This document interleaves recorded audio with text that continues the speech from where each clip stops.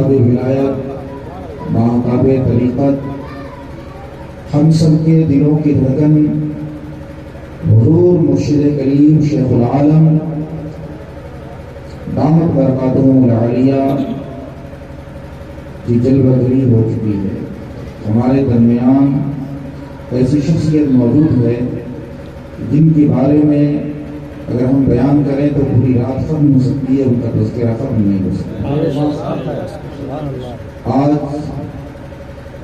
मैं जो कुछ अपने अंदर पा रहा हूँ, कुछ हिम्मत, कुव्वत, तवानाई, ये मेरा कुछ भी नहीं है, बल्कि ये सब हुजूर मुर्शिद बरहक के निगाह कीमिया असर का नतीजा है। आपका ही फैजान है और आप सारे लोग खुश नसीब हैं कि आप ऐसे मुर्शिद की सोहबत में बैठे हुए हैं जिनको देखने से अल्लाह याद आ जाता है, जिनकी एक निगाह अगर किसी जन आलूद कल्ब पे पड़ जाए तो वो कल्ब रोशन हो जाएगा। अगर फासिक पर निगाह पड़ जाए तो फिस्क से तौबा करेंगे, अगर गुनहगार पे निगाह पड़ जाए तो गुनाहों से गायब हो जाएंगे। हजरत के मुरीदीन में ऐसे ऐसे अफराद मौजूद हैं कि बड़े बड़े जराइम के मुर्तकिब, बड़े बड़े गुनाह उसने किए, लेकिन चंद लम्हा हजरत की सोहबत उन्होंने इख्तियार की और मासियत की तमाम सूतें उनके जिस्म से खुश हो, उनकी वजूद से खत्म हो। और ये इसलिए है कि अल्लाह तबारक व तआला ने फरमाया है, या अय्युहल्लज़ीना आमनू तक़ुल्लाह व कूनू मअस-सादिक़ीन। ऐ ईमान वालों, तक़वा इख्तियार करने के बाद, ईमान और तक़वा के बाद तुम्हारा काम ये है कि तुम सादिक़ीन की सोबत इख्तियार करो। और करने का मकाम ये है, ये खिताब ईमान वालों से, यानी ईमान तो कंपलसरी है और ईमान के बाद इंसान गाफिल हो जाता है। फरमाया कि तक़वा इख्तियार करो, या अय्युहल्लज़ीना आमनू इत्तक़ुल्लाह। पहले तक़वा, तक़वा का मतलब, तक़वा के भी दर्जात हैं। तक़वा का पहला दर्जा है आम लोगों के लिए, आम लोगों का तक़वा यह है कि कुफ्र से, शिर्क से बच जाए। उसके बाद तक़वा का दूसरा दर्जा है कि वो गुनाह कबीरा सगीरा से, मासियत से बच जाए। तक़वा का तीसरा दर्जा है कि वो खिलाफ औला से भी, मकरूहात से भी बचे। ये तक़वा का दर्जा है। तो इसमें तक़वा की तमाम किस्में शामिल हैं। तो पहले तक़वा इख्तियार करो, और सिर्फ तक़वा काफी नहीं, तक़वा का माना होता है बचना गुनाहों से। गुनाह की जो भी किस्म है, सगीरा हो, कबीरा हो, मकरूहात हो, उन सब से बचना है। तक़वा इख्तियार करो। उसके बाद सादिक़ीन की सोहबत, अहलुल्लाह की सोहबत, अल्लाह के महबूब बंदों की सोहबत है। क्योंकि तक़वा पर इस्तिक़ामत उसी वक्त मिलेगी जब अहलुल्लाह की सोहबत नसीब होगी, जब अल्लाह के वलियों की सोहबत नसीब होगी, तभी जाकर इंसान तक़वा पे कायम रह सकता है। वरना आज गुनाह किया, तौबा किया, फिर उसी गुनाह की तरफ जा सकता है। इसलिए कहा गया जब सोहबत मिलती रहेगी तो गुनाह से बचना आसान हो जाएगा। क्यों सोहबत जरूरी है? इसलिए कि जब औलिया किराम की सोहबत होती है तो उनके दिलों से नूर निकलता है, ऐसा नूर निकलता है जो उनके गुनाहों के जंग को दूर कर दिया है। जो भी उनके सामने बैठता है वो नूर उनके कल्ब पे जाके टकराता है और उनके गुनाहों को दूर कर देता है। इस तरह बारिश हो, बारिश होने के बाद पानी गंदगी पे पड़े तो गंदगी साफ हो जाती है। जब मुर्शिद के कल्ब से नूर निकलता है तो मुरीद के दिलों की गंदगी साफ होती है। इसलिए सादगी की सोहबत जरूरी है। انسان جیسی صحبت اختیار کرے گا ویسی ہی اس کا رنگ چڑھے گا، ویسا ہی رنگ اس کے اوپر چڑھے گا۔ آپ بد کرداروں کی صحبت اختیار کر لیں، اگر آپ کے اندر بد کرداری نہیں ہوگی تو بھی بد کردار بن جائیں گے۔ فاسقوں کی صحبت اختیار کر لیں، وہ چند ہی دنوں میں اپنا اثر دکھائے گا۔ کوئی نوجوان شرابی نہ ہو لیکن صرف شراب پینے والوں کی چند صحبت اختیار کر لے، 10ویں دن جا کے وہ بھی شراب دادی ہو۔ صحبت رنگ لاتی ہے۔ بزرگوں نے فرمایا الصحبت تؤثر، صحبت اثر انداز ہو جاتی ہے۔ ایک گلاب کا پھول ہے، گلاب کا پھول جس مٹی میں اگتا ہے اس مٹی کو سننے تو اس سے بھی خوشبو آتی ہے، مٹی خوشبودار ہو جاتی ہے۔ خوشبو کیوں آتی ہے؟ حضرت شیخ سعدی شیرازی نے گلستہ کے اندر یہ اشعار لکھے، یہ خوشبو در حمام روزے رسید از دست محبوب بدستم، بدو گفتن کی مشکی یا عبیری از بوئے دل آویزے تو مستم، جمال ہم نشین در من سکتم مگر نہ من ہونا خاکم کے ہستم۔ وہ فرماتے ہیں ایک دن ایک خوشبودار مٹی حمام میں ایک دوست کے ہاتھ سے میرے ہاتھ میں پہنچی۔ میں نے اس سے کہا کہ وہ مشک ہے یا عبیر ہے کہ تیری دل آویز بو سے ہمارا مشام جام معطر ہو رہا ہے۔ تو اس مٹی نے جواب دیا اور کہا گفتہ من ملے نا چیز بودم، میں تو ایک حقیر سی مٹی ہوں، میری کوئی قدر و قیمت نہیں ہے، ولیکن وہ تبے بات النشستم، لیکن اس زمانہ ایک زمانے تک میں پھولوں کی صحبت اختیار کر چکی ہوں، پھولوں کی ہم نشینی ہمیں مل چکی ہے۔ اس وجہ جمال ہم نشی در من اثر کر، ہم نشینی کا جمال، صحبت کی خوبصورتی مجھ میں اثر کر گئی ہے، مگر نہ من ہوا خاکم کے ہستم، میں ورنہ تو میں وہی مٹی ہوں جو مٹی ہوں، میرے اندر کیا ہے؟ آج جو یہ جلوے نظر آ رہے ہیں اور یہ طریقت کے ستارے نظر آ رہے ہیں، یہ اسی آفتاب ولایت کی ہم نشینی کا کمال ہے۔ آپ کو کتنے خوش نصیب ہے، حضور یہاں چل کر تشریف لائے۔ ان لوگوں سے پوچھیں جو مشتاق کے لیے دیدار کے لیے بیدار ہوتے ہیں، مشتاق ہیں، دوسرے ملکوں میں ہیں، زیارت کی تمنا رکھتے ہیں، دوسرے صوبوں میں ہیں اور وہ خواہش رکھتے ہیں ایک لمحہ حضور شیخ العالم کی بھی صحبت نصیب ہو۔ ایک زمانہ آئے گا کہ جب لوگ تمنا کریں گے حضور شیخ العالم کو ہم نے نہیں دیکھا، اور جس نے دیکھا دیکھنے والا نہیں دیکھنے والا افسوس کرے گا کہ میں نے ان کا زمانہ پایا لیکن میں نے نہیں دیکھا۔ دیکھنے والا اپنے نصیبے پر ناز کر، جیسے آج جنہوں نے اعلیٰ حضرت کو نہیں دیکھا، حضور مفتی اعظم ہند کو نہیں دیکھا، تو وہ لوگ افسوس کرتے ہیں کہ مفتی اعظم ہند کا زمانہ تو ہم نے پایا لیکن ان کو دیکھ نہیں سکے۔ تو خود بے وقت اور سے وقت تھے اپنے زمانے کے، ہم نے ان کو نہیں دیکھا۔ پھر ایسا ہی حال ہوگا جب حضور شیخ العالم کے نعوش پاک کو لوگ تلاش کریں گے اور کہیں گے ہم نے ان کا زمانہ پایا لیکن افسوس ہے ہم محروم رہ گئے۔ اے لوگوں، آپ کی بستی میں ایک ایسی شخصیت ہے کہ ان کے قدموں سے وابستہ ہو جاؤ، اسی میں دنیا و آخرت کی نجات ہے، دنیا و آخرت کی فلاح ہے، اور یہ قرآن کے حکم کے مطابق ہے۔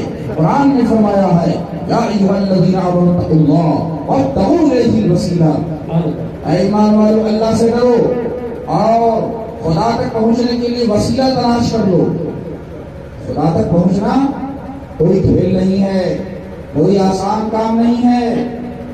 حضور مرشد برحق ہم کیا عارفانہ کلام لکھا ہے، مفتی صالح صاحب پڑھ رہے تھے تو اس کی معنویت اور اس کے اندر جو اثر آفرینی ہے اور خیالات کی جو نازکی ہے، پاکیزہ خیالات اور جذبوں کا اظہار ہے، اگر اہل علم کا یہ مجمع ہوتا، اہل ادب کا، اہل زبان کا مجمع ہوتا تو عرش ہوتا۔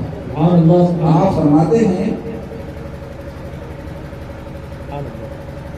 ایک جگہ فرماتے ہیں تیر کر آگ کے دریا سے نکل جانا، تیر کر آگ کے دریا سے نکل جانا ہے، اے رضا کھیل نہیں عاشق جانا ہوں۔ عشق کے دعوے کرتے ہیں، یہ عشق کے دعوے بیکار ہیں، عشق کے دعوے جھوٹے ہیں۔ اگر آپ اسلام سے عشق کا دعویٰ کرتے ہیں تو اسلام پر چل کر تو دکھائیں۔ نبی سے عشق کا دعویٰ کرتے ہیں، نبی کی نہ صورت ہے نہ نبی کی سیرت ہے، کیسے آپ عاشق ہیں؟ صحابہ کرام ہر قدم پر اپنے نبی کی پیر بھی کرتے تھے، جیسی صورت سرکار کی تھی ویسی صورت بنا دی، جیسی سیرت سرکار تھی ویسی سیرت صحابہ کرام نے بنائی۔ اسی وجہ سے وہ زمانے میں معزز ہو گئے، قیصر و کسریٰ کی طاقتیں ان کے سامنے جھک گئیں، اس لیے کہ حضور اکرم صلی اللہ علیہ وسلم کی اتباع انہوں نے کی۔ آج ہم نماز پڑھ پا رہے ہیں، داڑھی رکھ پا رہے ہیں، فرنگیوں کی وضاقت اپنائے ہوئے ہیں، وضا میں تو ہونا سارا تو تمدن میں ہنون، یہ مسلمان ہیں جنہیں دیکھ کے شرم آئے ہوں اور کہتے ہیں ہم عاشق رسول، عاشق اولیاء اللہ۔ پیر کی محبت اگر آپ کے دل میں ہوگی تو آپ پیر کی سیرت اور پیر کی صورت بھی اختیار کریں۔ جب صحابہ کرام حضور اکرم صلی اللہ علیہ وسلم صحابہ کے درمیان ہوتے تو صحابہ کرام کا انداز کیا ہوتا؟ اس انداز میں باادب ہوتے جیسے ان کے سروں پہ پرندے موجود ہوتے۔ ادب کا عالم یہ ہوتا کہ کوئی اونچی زبان سے بات نہیں کرتا اور کوئی آپ کو نام کے ساتھ نہیں پکارتا تھا۔ ادب کا عالم یہ تھا اور عشق و محبت کا عالم یہ تھا کہ سرکار کے وضو کے غسالے کو زمین پر گرنے نہیں دیتے اور اپنے چہروں پر بن دیا کرتے تھے۔ یہ سرکار سے عشق تھا۔ آج مسلمانوں کا عشق یہ ناتمام ہو چکا ہے، مسلمانوں کا عشق جھوٹا ہو چکا ہے، اسی وجہ سے یہ قوم پوری دنیا میں ذلیل و خوار ہو رہی ہے۔ ڈاکٹر اقبال نے تو صحیح کہا، طریق مصطفیٰ کو چھوڑنا ہے وجہ برباد، اسی سے قوم دنیا میں ہوئی بے اقتدار انگی۔ ایک طرف مسلمانوں کے غلبے کا ہاتھ دیکھتے ہیں، دوسری طرف ہم نے اپنی نماز کو ضائع کر دیا ہے، اپنے چہرے کو انگریزوں کے چہروں میں بدل دیا ہے۔ کہاں سے اسلام زندہ ہوگا؟ پھر کہتے ہیں مسلمان ذلیل ہو رہے ہیں۔ مسجد تو بنا لی شہر میں، ایمان کی حرارت والوں نے من اپنا پرانا پاک بھی ہے، برسوں میں نمازی بن نہ سکے۔ ہم نماز کو نہیں بچا پا رہے ہیں، مسجد کو کہاں سے بچا پائیں گے؟ نماز کو پہلے بتائیے کہ نماز دین کا ستون ہے۔ یہ کیا مذاق ہے کہ صرف جمعہ کے دن ہم مسجد پہنچتے ہیں؟ کیا جمعہ کی نماز فرض ہے؟ یہ 5 وقت کی نماز بھی فرض ہے۔ جمعہ کی نماز جس طرح فرض ہے ویسے ہی 5 وقت کی نمازیں بھی فرض ہیں۔ جس دن یہ قوم 5 وقت نمازی بن جائے گی، شریعت پر عامل ہو جائے گی، دنیا کی قوم سے ذلیل نہیں کر سکتی۔ آج ذلت اور خواری ہم پر مسلط کی گئی ہے، اسی وجہ سے جب اسلام سے دور ہوئے۔ آگے حضور مرشد برحق نے فرمایا، یوں تو دنیا میں یوں تو مل جائیں گے دنیا میں ہزاروں مجنوں، یوں تو مل جائیں گے دنیا میں ہزاروں مجنوں، قیس سے پوچھے کوئی عاشق جانا ہونا، قیس سے پوچھے کوئی عاشق جانا ہونا۔ ہر کوئی پیر سے محبت کا دعویٰ کرتا ہے، نبی سے محبت کا دعویٰ کرتا ہے، لیکن محبت آسان نہیں ہے۔ محبت کے لیے آگ کے دریا میں اترنا پڑتا ہے، محبت کے لیے اپنی خواہشات کو قربان کرنا پڑتا ہے، پیر کے رنگ میں رنگنا پڑتا ہے، تب جا کر محبت کمال کو پہنچتی ہے۔ محبت کے دائرے سے نکل کر عشق کے دائرے میں پہنچتی ہے۔ ایسے نہیں، پیر کی جو صورت ہے وہی صورت بنا لو۔ اگر آپ مرید نہیں ہیں تو آپ آج ہی نیت کر لیں، حضور مرشد برحق کا دامن تھام لیں۔ آخرت میں جو چیز کام آنے والی ہے وہ یہی چیز کام آئے گی۔ اسی کو قرآن نے فرمایا، خدا تک پہنچنے کے لیے وسیلہ تلاش کرو، وسیلے کے بغیر خدا تک نہیں پہنچ سکتے۔ وسیلہ ہے کیا؟ وسیلہ عظمیٰ سرکار اکرم صلی اللہ علیہ وسلم کی ذات ہے، لیکن سرکار کی ذات تک پہنچنے کے لیے بھی وسیلوں کی ضرورت ہے۔ بغیر مرشد برحق کے سرکار کی ذات تک نہیں پہنچ سکتے۔ سرکار کی ذات تک پہنچنا یہی منزل مقصود ہے۔ ڈاکٹر اقبال نے کہا، مصطفیٰ برسا خیش کی حروف اگر بہو نہ رسیدی تمام دور حبیب۔ سرکار کی ذات تک پہنچو، یہی تمام دین ہے. اگر وہاں تک نہیں پہنچ سکتے یہ سب پھول ہے بھی ہے، لیکن سرکار کی ذات تک پہنچائے گا کون؟ کچھ لوگ دعویٰ کرتے ہیں کہ ہم ڈائریکٹ اللہ سے مانگ لیں گے، ڈائریکٹ اللہ سے لے لیں گے. کیا ضرورت ہے کسی نبی سے، کسی ولی سے وسیلہ لینے کی؟ وسیلے کی حاجت کیا ہے؟ ڈائریکٹ اللہ سے کنیکٹ ہو جائیں گے. اللہ تبارک و تعالیٰ دینے پر قادر ہے، لیکن آپ کے اندر بھی تو کیپیسٹی چاہیے.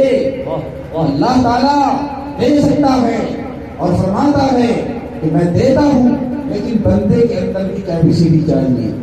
آپ کے اندر کیپیسٹی ہوگی تبھی اللہ تعالیٰ سے لے پائیں گے. اللہ کا نور اتنا قوی ہے کہ عام مومنین کی بات تو چھوڑیے، انبیاء کرام اللہ کے نور کو برداشت نہیں کر سکے اور بے ہوش ہو کے گر پڑے. قرآن نے فرمایا ہے فلما تجلی ربہ للجبل جعلہ دکا وخر موسیٰ صعقا.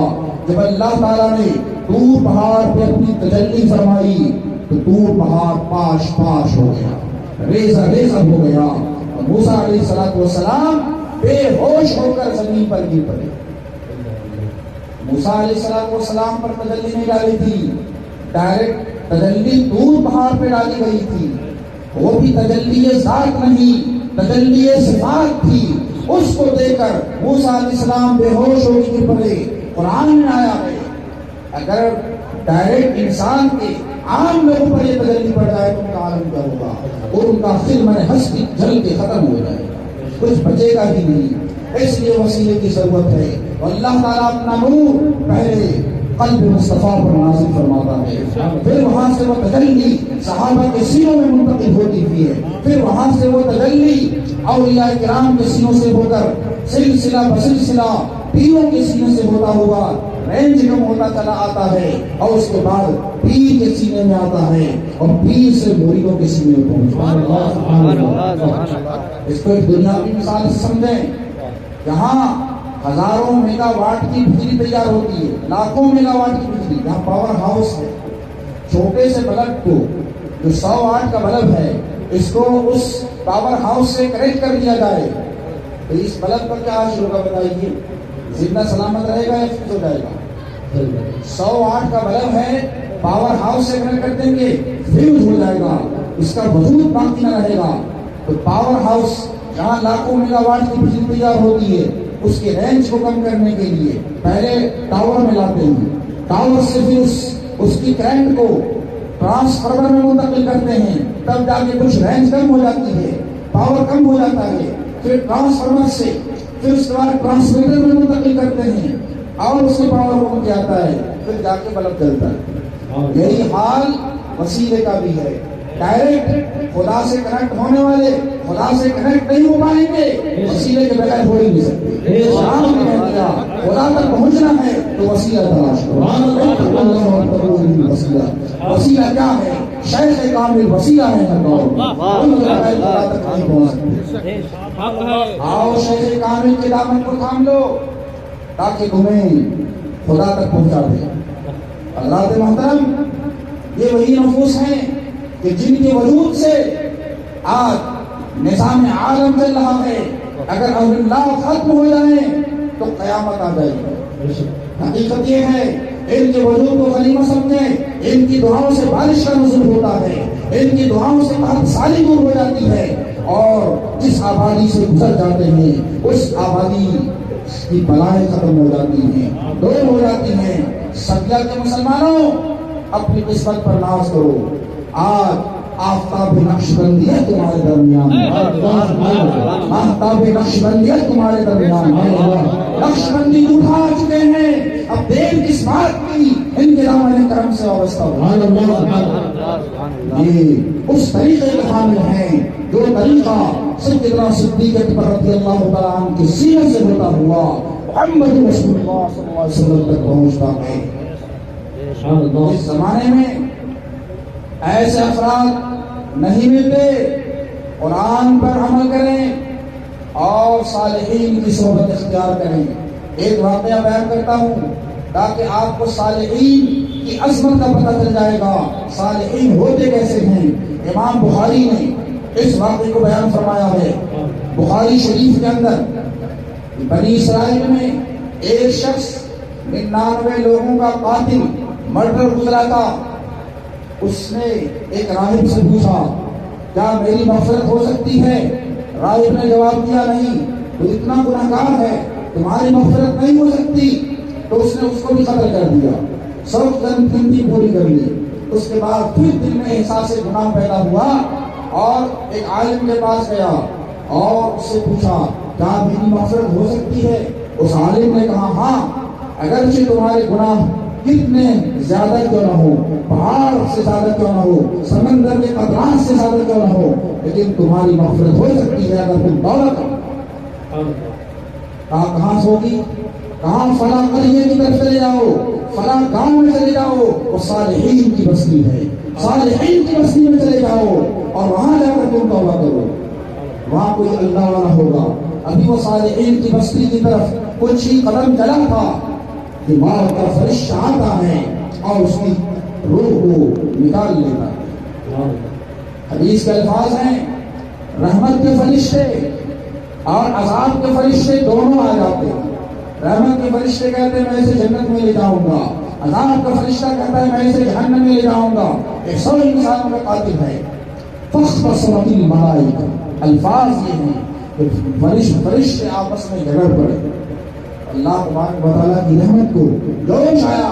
اللہ کی رحمت نے کہا اس زمین کو حکم دیا تقربی یا ہذہ تقربی، اے زمین تو اس سے قریب ہو جا، اور فرمایا اے زمین تو اس سے دور ہو جاؤ. جو صالحین کی بستی تھی زمین کو اس سے قریب کر دیا. جب زمین کی پیمائش کی گئی تو ایک بارش یعنی ایک پھٹا زمین وہ صالحین کی بستی سے نزدیک پایا گیا تو اس کو رحمت کے فرشتے لے گئے. صالحین کا مقام یہ ہے کہ ان کی وجہ سے صرف اس بستی کی طرف چلا تھا اور اس کی مغفرت ہو گئی. اور آپ صالحین کی صحبت میں ہیں، صرف صالحین کی طرف نہیں منہ کر رہے ہیں، صالحین کی صحبت میں بیٹھے ہوئے ہیں، یقیناً آپ کی مغفرت ہوگی. مگر شرط یہ ہے کہ صرف دل سے توبہ کر لیں. توبہ کے بارے میں کچھ بات بتا کر بھی اپنی گفتگو میں ختم کرنا چاہتا ہوں. یہ ماہ شعبان ہے، توبہ کا مہینہ ہے. حضرت سیدنا ابو ہریرہ رضی اللہ تعالیٰ عنہ فرماتے ہیں ما رأيت احدا اکثر استغفارا من رسول اللہ صلی اللہ علیہ وسلم، میں نے کسی بھی شخص کو حضور اقدس صلی اللہ علیہ وسلم سے زیادہ استغفار کرنے والا نہیں پایا، گناہوں سے مغفرت طلب کرنے والا نہیں پایا. حضور اقدس صلی اللہ علیہ وسلم تو معصوم تھے، انبیاء کرام سے گناہ سرزد ہو ہی نہیں سکتا، لیکن یہ تعلیم امت کے لیے ہے. آپ بھی اپنے گناہوں سے توبہ کریں، کیونکہ جب انسان کوئی گناہ کرتا ہے اور اس کے بعد توبہ نہیں کرتا، توبہ میں تاخیر کرتا ہے، جلدی نہیں کرتا، تو ایک سیاہ نقطہ اس کے دل پہ ڈال دیا جاتا ہے. پھر وہ نقطہ بڑھتا چلا جاتا ہے، وہ سیاہ دھبا اس کے قلب پہ بڑھتا چلا جاتا ہے، اتنا بڑھ جاتا ہے کہ پورے قلب کو اپنی لپیٹ میں لے جاتا ہے. اور قلب اس کے قلب پر وہ پورا خلاف کی مانند ہو جاتا ہے. اب وہ گناہ کرتا رہتا ہے، فرق نہیں پڑتا. جب انسان گناہ کرے اور احساس گناہ بھی نہ ہو تو سمجھ جائیے اس کا دل بالکل کالا ہو چکا ہے، اس کا دل مردہ ہو چکا ہے. اب اس کو زبردست طریقے سے انجیکٹ کرنے کی ضرورت ہے اور اس کو ہاسپٹل میں، روحانی ہاسپٹل میں لانے کی ضرورت ہے، ورنہ وہ مر جائے گا. روحانی ہاسپٹل کیا ہے؟ وہ خانقاہ نہیں، خانقاہ روحانی ہاسپٹل ہے. آؤ اللہ کی ولی کی بارگاہ میں آ جاؤ، ہمارے گناہ معاف ہو جائیں گے. تو توبہ کرنا ضروری ہے. توبہ کی 3 شرطیں میں بتاؤں گا. 3 شرطوں کے ساتھ توبہ قبول ہوتی ہے. اگر کوئی شرط نہیں پائی جائے گی توبہ قبول نہیں ہوگی. اور توبہ سے بڑے بڑے گناہ دھل جاتے ہیں. توبہ کی 3 قسمیں سن لیجیے. حضور سیدی شیخ عبد القادر جیلانی بغدادی غوث اعظم دستگیر غنی الطالبین میں فرماتے ہیں توبۃ العوام من الذنوب. سالکین کے لیے بھی درس ہے. عوام تو گناہوں سے توبہ کرتے ہیں، جو واقعی ان سے گناہ سرزد ہو جاتے ہیں، اعضاء و جوارح سے کسی کو گالی دے دی، کسی کو قتل کر دیا، شراب پی لی، بدکاری کر لی، یہ اعضاء کے گناہ ہیں. تو عوام کے گناہ، عوام کی توبہ گناہوں سے ہوتی ہے، وتوبۃ الخواص من الغفلہ. لیکن خاص لوگوں کی توبہ جو مقبولان بارگاہ الہی ہیں، وہ گناہ سے توبہ نہیں کرتے، وہ غفلت سے توبہ کرتے. اگر ایک لمحے کے لیے بھی ان کے دل پر غفلت طاری ہو جائے اور ان کا دل ذکر الہی سے ہل جائے، ذکر سے غافل ہو جائے، ان کے لطائف ذکر میں مشغول نہ ہو، تب بھی وہ توبہ کرتے ہیں. خواص کی توبہ ہے. خواص کو چاہیے کہ جب بھی غفلت طاری ہو فوراً وہ توبہ کرے. وتوبۃ خص الخواص من لحور القلب الی غیر اللہ.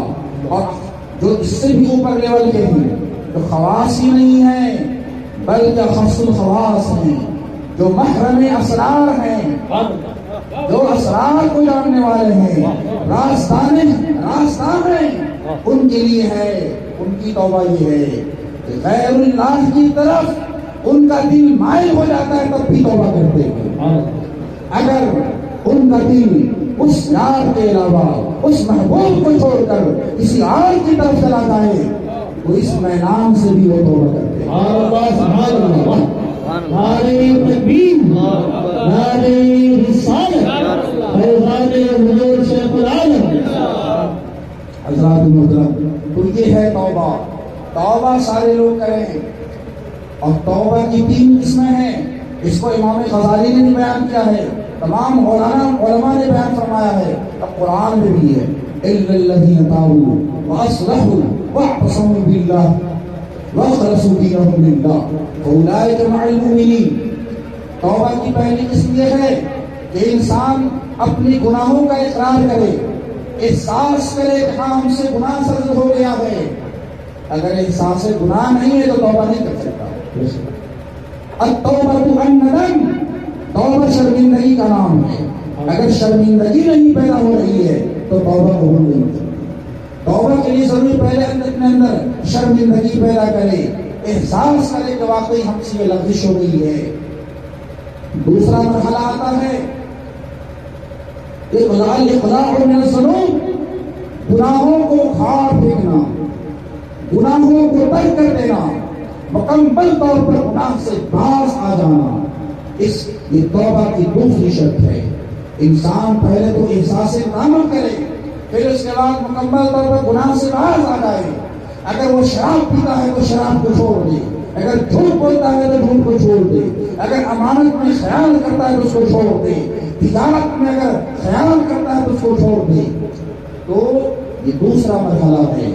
تیسرا مرحلہ واقسموا باللہ جو کہا گیا، کیا وہ توبہ پر عزم مصمم کر لے، عزم مصمم کر لے کہ ہم اس کی طرف پلٹنا نہیں ہے، چاہے ہماری جان چلی جائے دوبارہ اس گناہ کی طرف پلٹ کے نہ جانا ہے. ورنہ یحییٰ بن معاذ رضی نے جیسا فرمایا، سجدۃ واحدہ بعد التوبۃ اقبح من 70 قبلها. توبہ کرنے کے بعد ایک لغزش کرنا یہ 70 گناہوں سے بھی بدتر ہے جو توبہ سے پہلے اس نے کیا. تو توبہ کرنے کے بعد لغزش نہیں ہونی چاہیے. تو میرے نوجوانوں، میرے بزرگوں، آج آپ نے موبائل کو اپنا دوست بنایا ہوا ہے، موبائل کی صحبت اختیار کر رہے ہیں، یوٹیوب کی صحبت اختیار کر رہے ہیں، فیس بک کی صحبت اختیار کی ہوئی. یہ موبائل بھی باضابطہ اس کی لوگ صحبت اختیار کرتے ہیں. یہ سب سے بڑا صحبت نشین بن گیا ہے. اس کو بھی دور کرنا ہوگا، اور اس کے جو خطرناک اثرات ہیں اس سے آپ کو دور ہونا ہوگا، ورنہ آپ کی نیکیوں کو یہ برباد کر دے گا. نیکیاں کریں گے لیکن پھر وہ گناہوں کی نحوست آپ کو اپنے لپیٹ میں لے گی. جب انسان پر، انسان کے وجود پر گناہوں کا بار زیادہ ہو جاتا ہے، بوجھ زیادہ ہو جاتا ہے، تو اس کا جسم اور اس کی روح عبادت کی طرف مائل نہیں ہوتی. عبادت کے لیے اس کا جسم تیار نہیں ہوتا ہے. کون سی چیز ہے جو آپ کو عبادت سے روکتی ہے؟ کون سی چیز ہے جو آپ کو مسجد میں جانے سے روکتی ہے؟ وہ گناہوں کی کثرت ہے، گناہوں کی نحوست ہے. آئیے آج شب مشت برہم کے ہاتھ پر توبہ کر کے اپنے گناہوں سے طائب ہو گئے. اور سرکار نے فرمایا التائب من الذنب کمن لا ذنب لہ، گناہ سے توبہ کرنے والا ایسا ہو جاتا ہے جیسے اس نے کوئی گناہ نہیں کیا. कौमी बलदत उम्मुहु, ऐसा पाक हो जाता है जैसे आज उसकी माँ ने चना। तो आप लोग तौबा करेंगे? हाथ उठाकर जवाब दीजिए, तौबा करेंगे नहीं? जो लोग मस्जिद नहीं जाते हैं तौबा करें कि आज से हम मस्जिद आएंगे। खुदा को फरामोश कर चुके हैं और जिन्होंने अपनी सुन्नतों को चेहरे से हटाया है, कब्र में जाएंगे तो सरकार को कौन सा चेहरा दिखाएंगे? आइए अपने पीर की सूरत बना ले, पीर की शक्ल बना ले। जब पीर का रंग मुरीद पे न चढ़ा हो वो मुरीदी बेकार है। वो मुरीद सिर्फ लफ्ज़ी मुरीद है, हकीकी मुरीद नहीं है। असल मुरीद वो है जो अपने चेहरे को पीर के रंग में रंगे। यही तो अल्लाह का रंग है, यही तो रंगे से खत्म ना है। इससे बढ़ और कौन सा रंग है? ये देखिए हमारे सारे तरीका कैसे हैं, अपने पीर के रंग में रंग चुके हैं, अपने पीर के ढंग में रंग चुके हैं। इन बिस्मतिल्लाह का चुका है, अल्लाह का रंग जब चुकाया है और चढ़ाया किसने है? इस आरिफ कामिल ने चढ़ाया है, मुर्शिद हक ने चढ़ाया है। अल्हम्दुलिल्लाह रब्बिल आलमीन।